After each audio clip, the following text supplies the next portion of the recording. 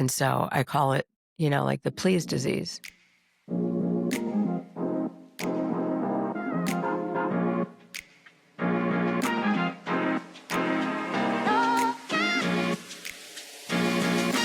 Three, two, one, yeah! You're listening to Squeeze Lines, where truth stings, laughs heal, and nothing's off limits. I'm Tyler, the daughter. I'm Robin, the mom. And if life gives you lemons, We're squeezing lines instead. so grab a seat, open your mind, and get ready to laugh or cry because we're not here to play nice. We're here to get real. All right. What are we talking about today? People who please too much. What about There's a lot of it? pleasers that are out there in the world.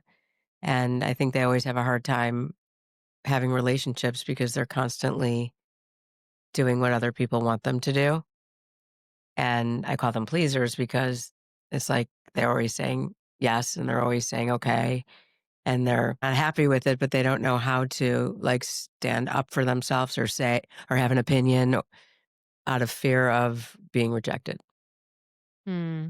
In any way, in any relationship.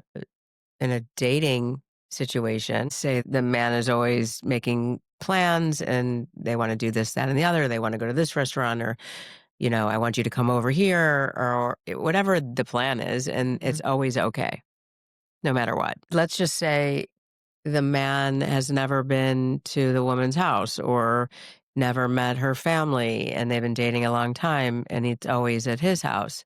And that's the way he wants it. It's like the Well, that's woman not wouldn't okay. say, of course not. But a pleaser would, I don't know if it's a man or a woman, but the partner would say okay to everything. So then, always kind of question, well, why is that okay for you? Well, it's not. I really want to say, I really would like you to meet my family. Can you come to my house? Right. I would like you to see where I live. Right. Um, And they just don't. they won't. They can't. So that means that relationship isn't for you.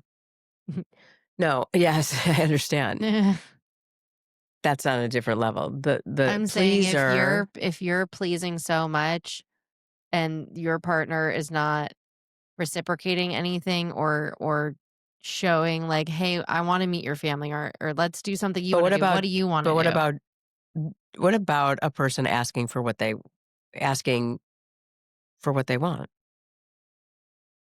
They You can. should. Yeah. You should Uh, always ask for what you need and yes. want. Yes. So pleasers don't. Mm. They don't know how. They literally don't know how. This is like inbred. This is like from birth almost. They just please. They just do what, like, good girl, good boy. Like they just keep on going in that direction. And they always get angry and upset at other people, but it's really about themselves. Hmm. So by the time they come into my office, they want change. Sure. And so I call it, like the please disease. Wow. Yeah. I don't have much to say. Wow, that's not okay. I don't know what to say. It sounds stupid.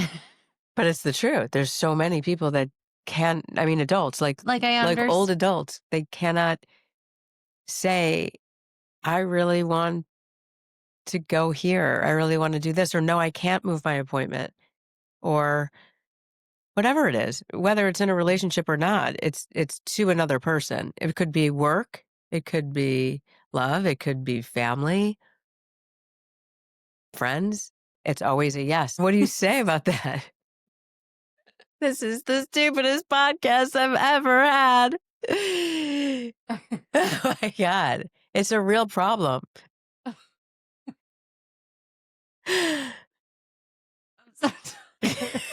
What? What? I'm so tired. Wow. I had 5 hours. You had 5 and you had 6. You function off of 5 hours. I don't know how. I'm not functioning so well, but You do this every day. okay. So, no. Okay. So I guess we're not talking about pleasers. I think it's a really important problem. Okay. Let's talk about But you don't pleasers. think so. No, You just think it's stupid. no. I just don't understand how you can't advocate for yourself. So let's talk about how people can't. Or let's give them solutions on how to. Yes, that's what I mean. Okay. So what would you suggest? It's kind of Tell them simple. what you want. I would like you to come to my house. Great. And Okay. okay, What so what are they afraid of? What is the fear of fear of rejection and to ash- what to that people won't like them anymore if they don't please? if they have an opinion, or I guess it's like they're in some kind of habit that they fear that the person's going to say no, or that it's okay, we'll do it another time, or whatever it is, I don't know. But that doesn't happen. It's Mm, it's not logical, right. but it's very real. People That's are sad. debilitated by that.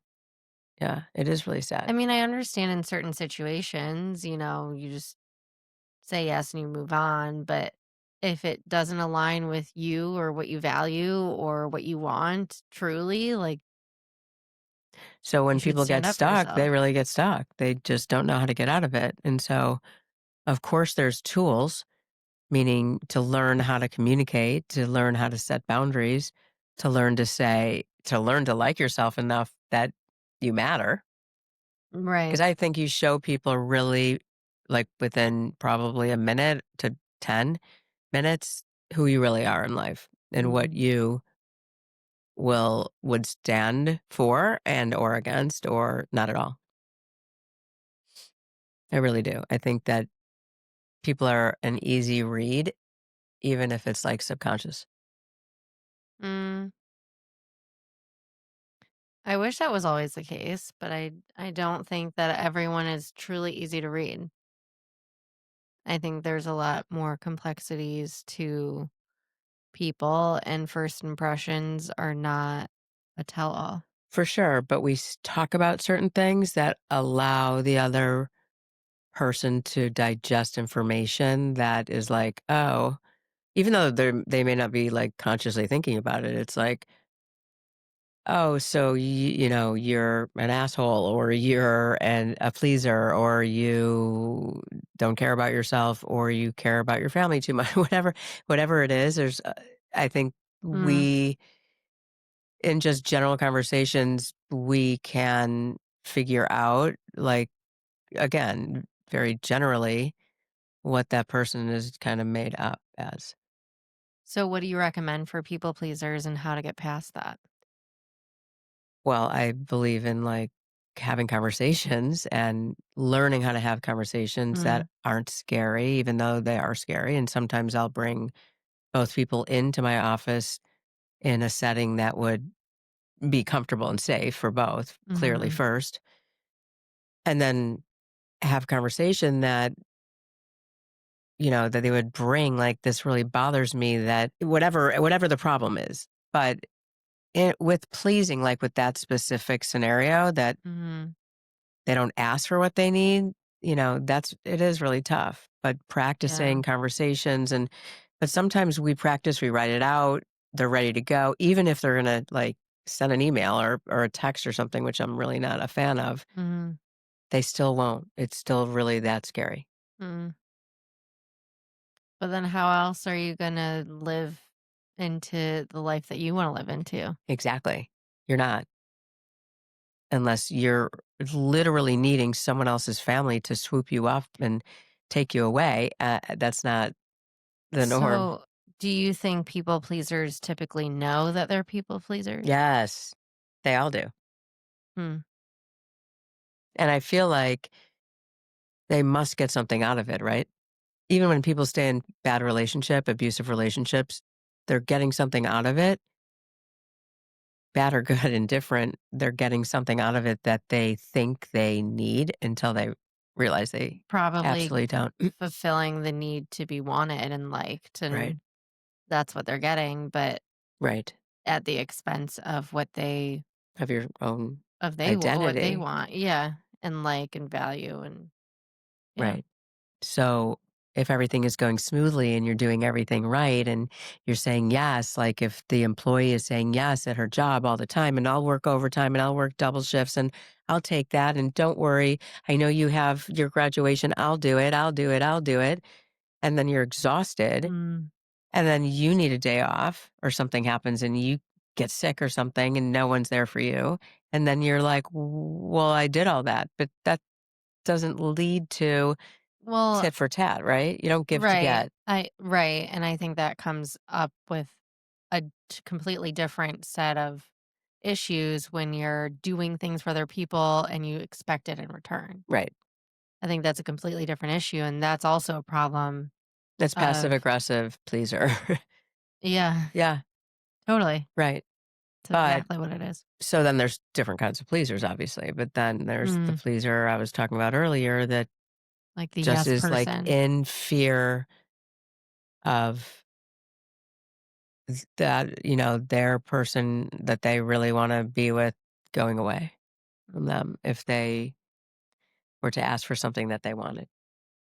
It's And not out that's of like knowing that. But that's what I go back to is then, like, that's not the relationship for you because if you're scared to speak your mind, then you're not feeling safe in that relationship. You're not feeling heard. You're not feeling, you're Right. not, your morals and values and interests and life is not valued in the relationship. And if that other person is not doing that for you, then Of why are you course. there? Of course.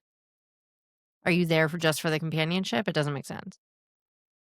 I guess they maybe fall in love with the person or they like being controlled